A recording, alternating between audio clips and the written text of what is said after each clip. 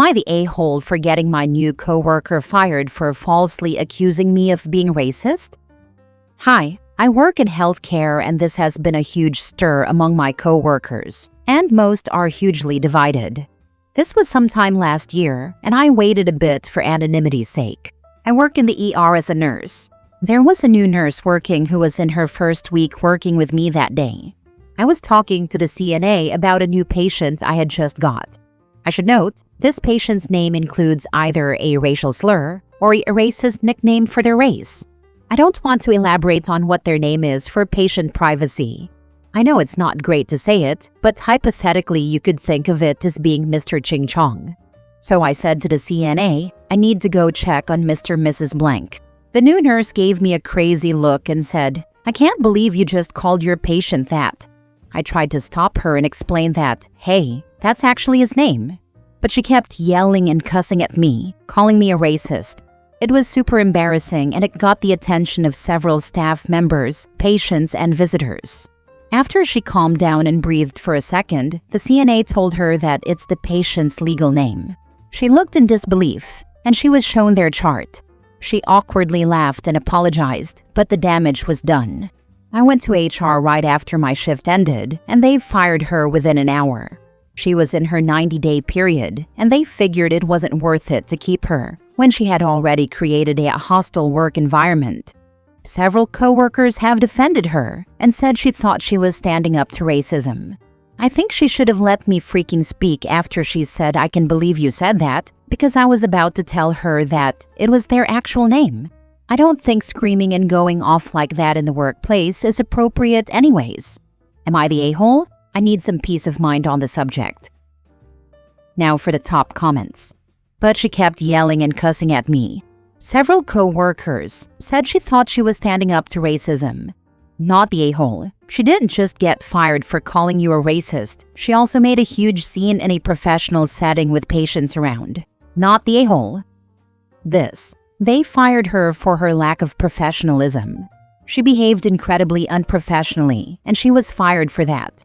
Not because she stood up to racism. Everyone should take a stand against racism, but yelling, screaming, etc. is not standing up to racism. That is just behaving unprofessionally. Had she taken it to HR or her supervisor, that would have been different. People hate HR, but this is exactly why it exists. If the new coworker had gone to HR, she could have just said something to them. HR goes back and checks it out and maybe even handles it with OP never knowing. And then there's not a rift in staff, or this person being forced to leave for flying off the handle about something she was wrong about. I went to HR right after my shift ended, and they fired her within an hour. A nurse was fired for yelling at a coworker and apologizing. Must be a pretty well-staffed ER if that one incident was enough to get her canned. Most ERs will even let you get away with yelling at a patient once. There's 3 nursing schools within 60 minutes of where I live. We actually don't struggle for staffing. I've been here for 10 years. They are quick to fire anyone for any racial issues, etc. If someone comes across as a pot stirrer in their first 90 days, they will be let go quickly. Next story. Am I the a-hole for not caring if I made coworker late? When I started my new job, I found out that a woman who lives in the same complex as I do had started working there as well. She and I struck up a conversation, and after a week, we decided to carpool. It was great, a gas saver, and it's been working out pretty much perfectly. Except she has 2 kids who are really into long goodbyes, crying and whatnot, while her husband makes a minimal effort to get them so we can leave. When it's her turn to drive, I've been late a couple of times because, in her words, the kids were having a meltdown and her husband couldn't handle it, so she had to calm them down before leaving. I'm not talking majorly late. I'm talking about cutting into our grace period, and I don't like to consistently abuse our grace period.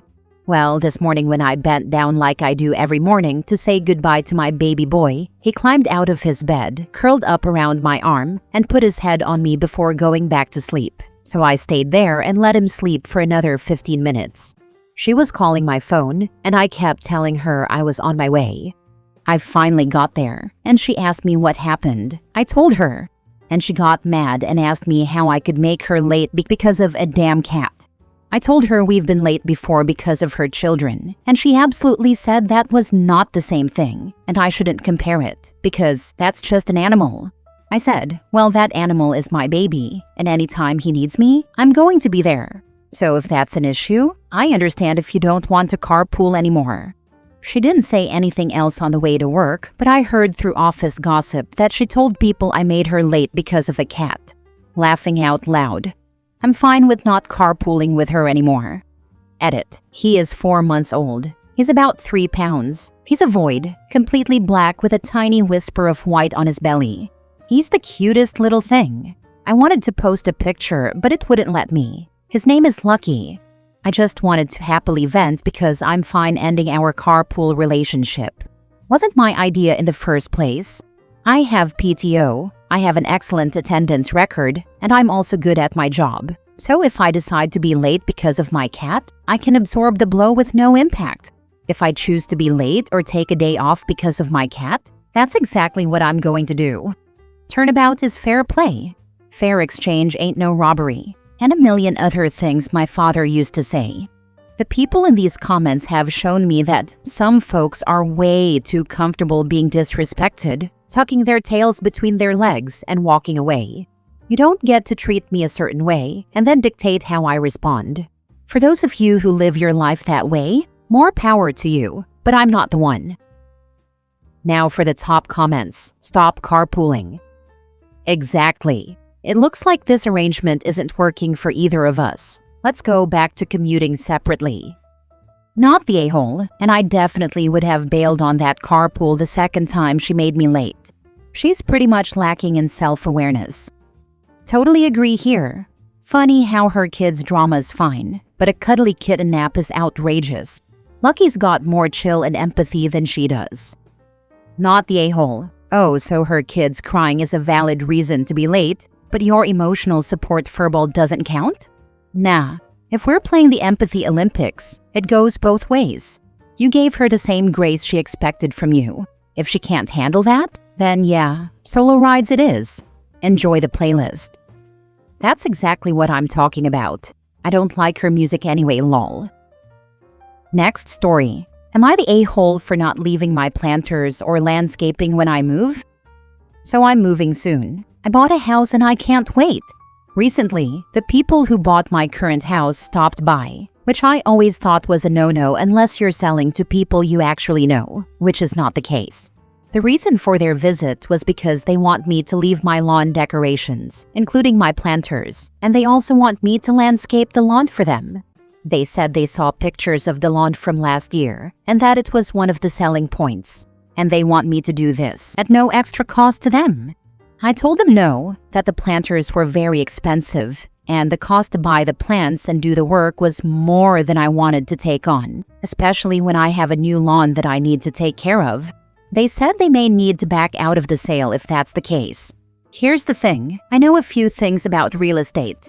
My mother and her husband work in real estate, so I've picked up on a few things. Both houses are under contract. And if they were to try and pull out of the sale, then I can exercise a no cancellation clause. I could either sue them or force the sale of the house on them.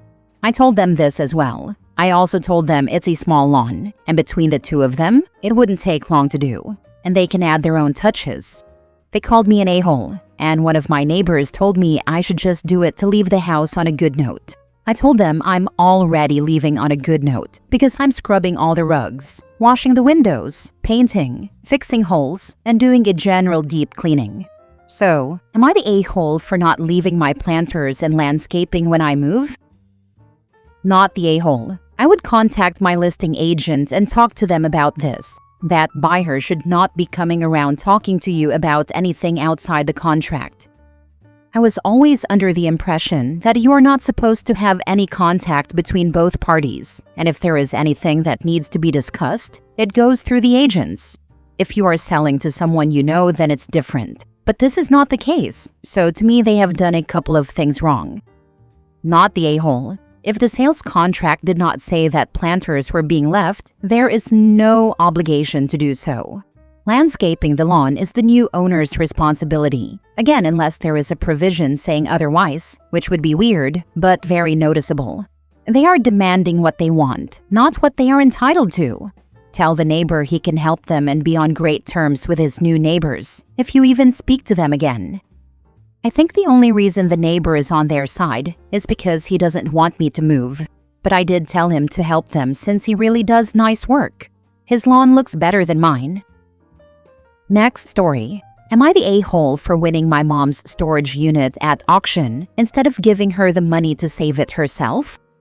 I, 24 female, was in and out of the foster care system. My mom would lose custody of me and my 3 siblings only to do the bare minimum to get us back, just for the cycle to repeat.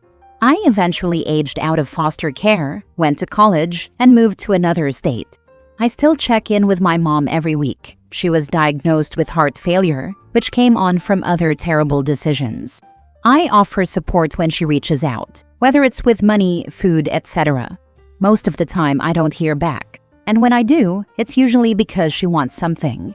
She has a long history of lying to and stealing from all of us. She's currently homeless. We have offered her a place to stay if she gets clean, and she won't.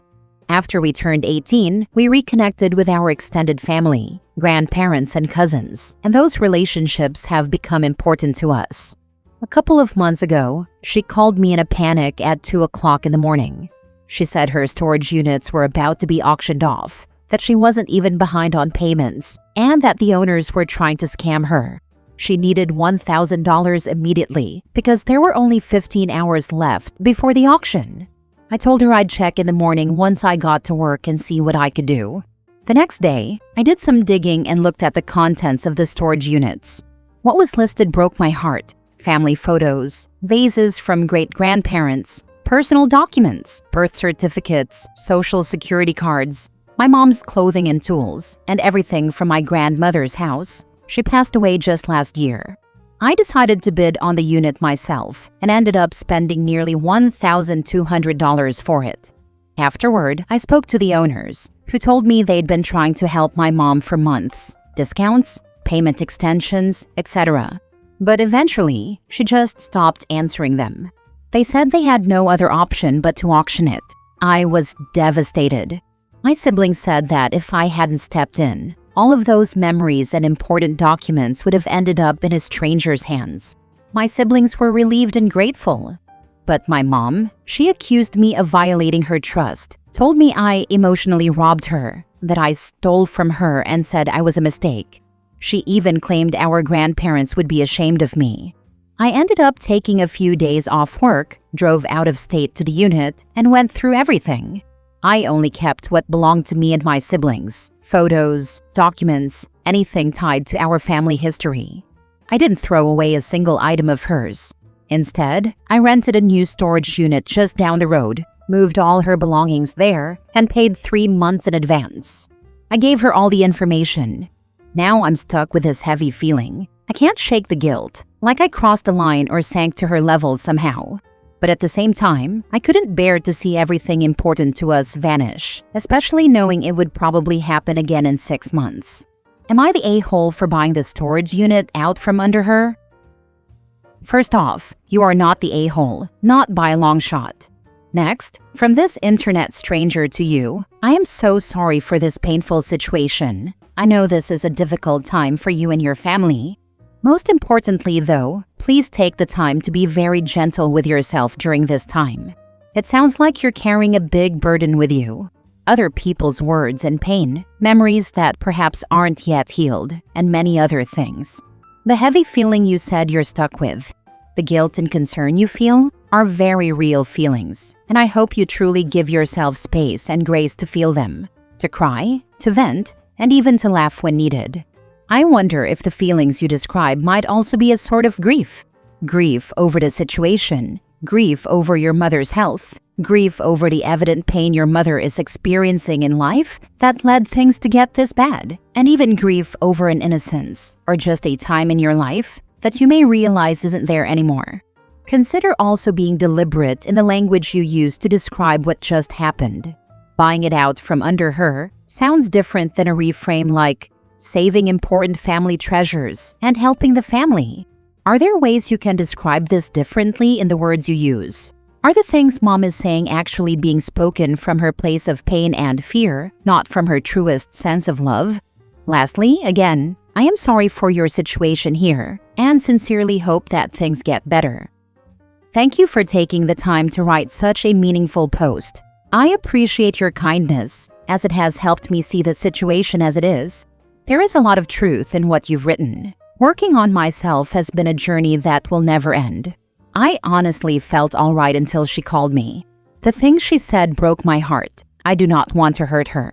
I feel the need to win her over and make her proud, and I know that makes me sound ridiculous as an adult, but I can't shake it. After reading some of the comments, I see it clearly from both sides. I think I need to take more time to process how I feel about the situation and see where I can go from there. Next story. Am I the a-hole for reporting my parents for taking out debt in my name? I'm 22 and just finished my 3rd year of university. Until recently, I was living with my parents. We've always had a decent relationship, though they've been strict at times. Recently, I started planning to move out. I found a rental I really liked, but during the application process, I discovered that my credit score was extremely low. I was confused since I've never opened any credit accounts or loans in my name. After some digging, I realized my parents had taken out multiple credit cards and loans under my name.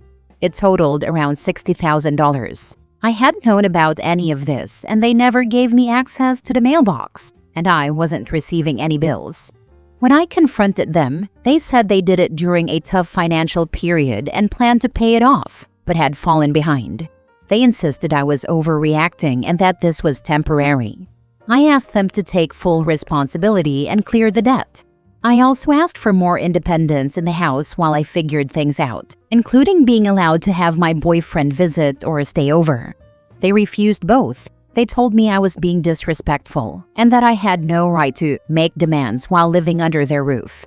I didn't see a path forward, so I asked my aunt if I could stay with her temporarily. She agreed and was very supportive. After hearing everything, she encouraged me to report the situation to the police. I did. My parents were charged with identity theft. They're extremely angry and have told the rest of the family that I betrayed them. I didn't want things to end up this way, but I genuinely felt like I had no choice. I couldn't see a future for myself if I was stuck with this debt and still under their control.